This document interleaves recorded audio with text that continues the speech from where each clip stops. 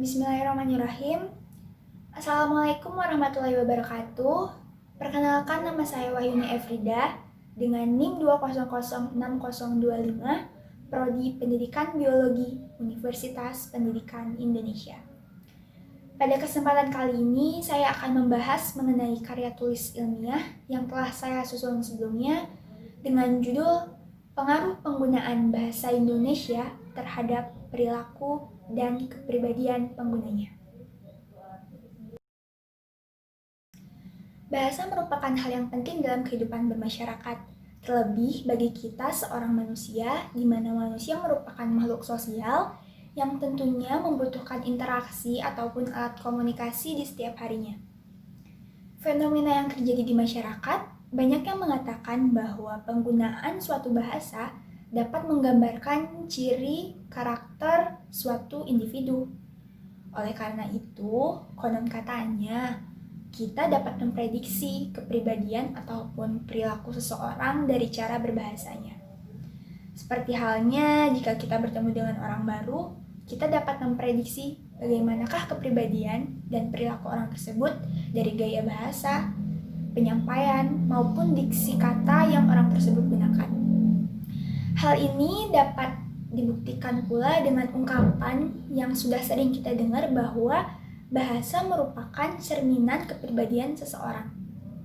Nah, fenomena ini sejalan dengan teori Andoyo Sastro Amidoyo pada tahun 2016 yang mengatakan bahwa semakin bagus penggunaan bahasa Indonesia seseorang, maka akan semakin pandai pula kepribadiannya di pandangan orang lain, di mana rendahnya penggunaan bahasa yang baik di diri seseorang dapat disebabkan oleh kurangnya literasi mereka, yakni dalam hal menyimak, membaca, maupun menulis.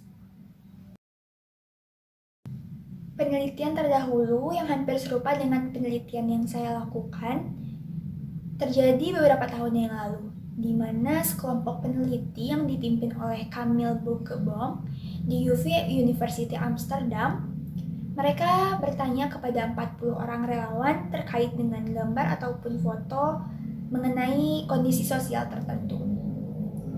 Penelitian mereka berfokuskan kepada cara ataupun penggunaan bahasa, tipe kepribadian introvert dan extrovert. Hasilnya mereka mengatakan bahwa tipe extrovert lebih abstrak dan kadang melebar kemana-mana dalam berbicara, sedangkan orang introvert lebih konkret atau lebih spesifik dalam mengemukakan pendapatnya. Hasil penelitian ini masuk akal secara psikologis, di mana mayoritas orang ekstrovert umumnya lebih spontan dan lebih berani untuk mengemukakan pendapat dan mengemukakan apa yang ada dalam pikirannya dibandingkan dengan orang introvert. Perbedaan penelitian saya dengan penelitian terdahulu terletak pada metodenya. Metode penelitian terdahulu menggunakan metode survei dan penelitian yang saya lakukan menggunakan metode studi kasus. Dalam penelitian kali ini, saya mencari tahu 3 hal, yakni yang pertama tentang adakah pengaruh penggunaan bahasa Indonesia seseorang terhadap kepribadian dan perilaku penggunanya. Lalu seperti apakah gaya bahasa ataupun kosakata yang digunakan mahasiswa dalam kesehariannya, dan seberapa banyakkah perbandingan antara pengguna bahasa Indonesia yang baku maupun yang tidak baku pada mahasiswa dalam kehidupan sehari-harinya.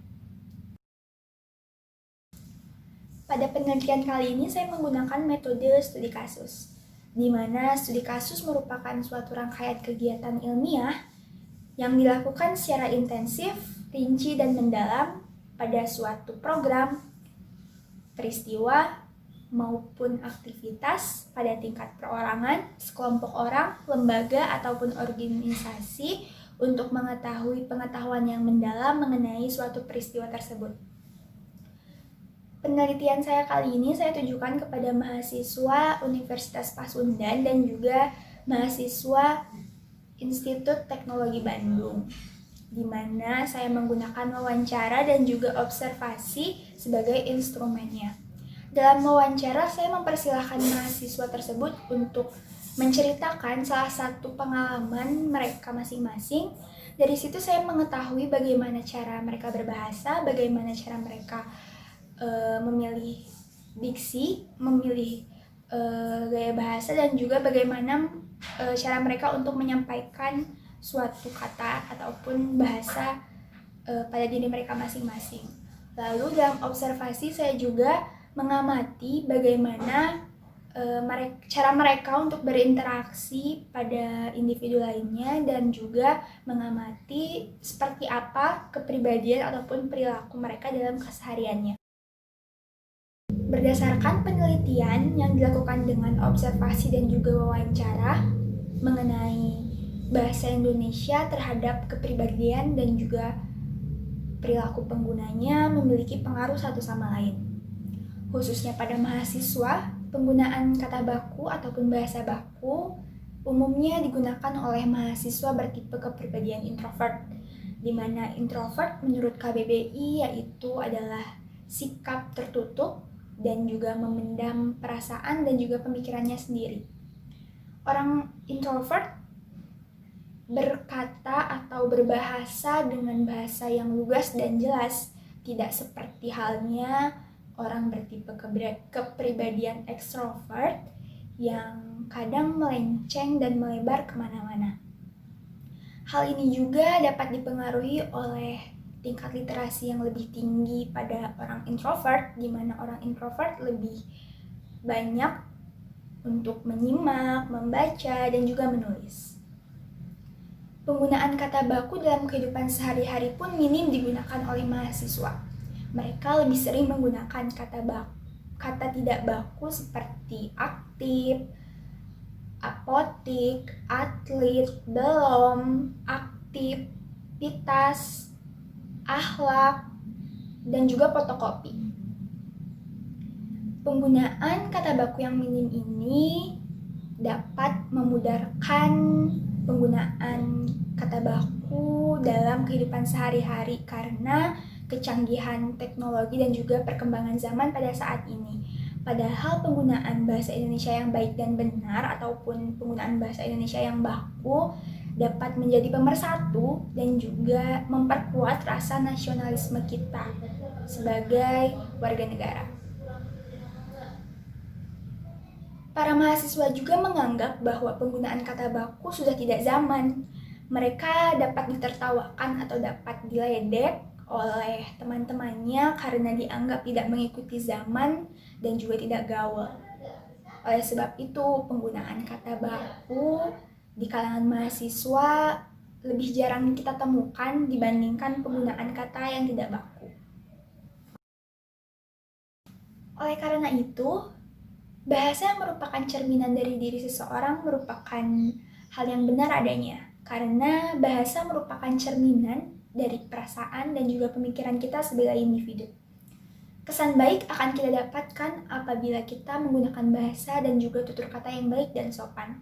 Namun dalam hal ini bukan berarti kita menggunakan bahasa yang baik hanya untuk kesan ataupun pandangan seseorang saja.